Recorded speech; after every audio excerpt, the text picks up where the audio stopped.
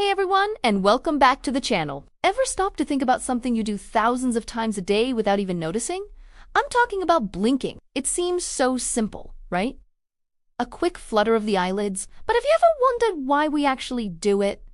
Is it just a weird human quirk? Well, the science behind this simple action is way more fascinating than you might think. So, get ready, because today we're diving deep into the surprising world of blinking. First and foremost, blinking is our eyes' built-in cleaning and moisturizing system. Think of your eyelids as the world's most efficient windshield wipers. Every time you blink, your eyelids spread a fresh layer of tears across the surface of your eyes. This tear film isn't just water. It's a complex cocktail of oils, mucus, and antibodies. This mixture does three crucial things. It keeps your eyes lubricated so they don't dry out. It washes away tiny dust particles, allergens, and other debris that could irritate or infect them. And it provides essential oxygen and nutrients to your cornea. Without blinking, our vision would quickly become blurry, and our eyes would feel gritty and incredibly uncomfortable. So that's the most basic and vital reason.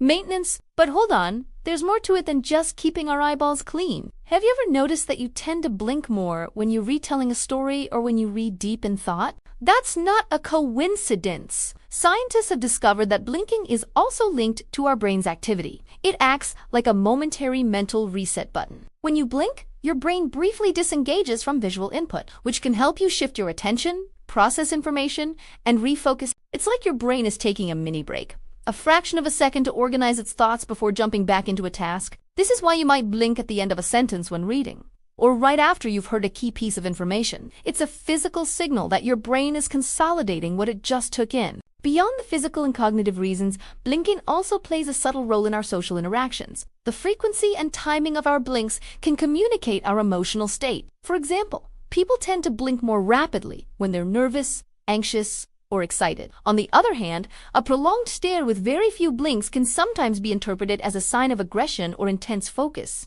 We subconsciously pick up on these cues in others, and they add another layer to our nonverbal communication. So, the next time you're in a conversation, pay attention to blinking patterns, both yours and theirs. You might be surprised at what they reveal.